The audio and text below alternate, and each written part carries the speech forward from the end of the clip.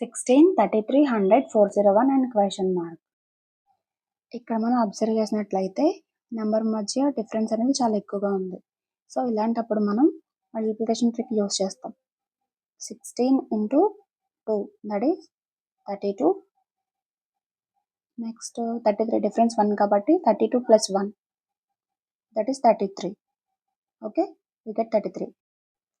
Next 33 into 3 gives 99. 99 plus 1 we get 100.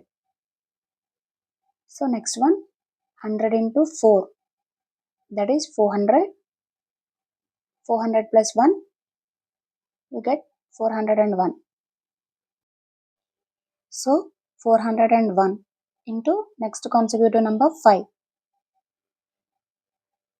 gives 2005 and 2005 plus 1 2006. 2006 is your answer. Option D 2006. Thanks for watching, friends.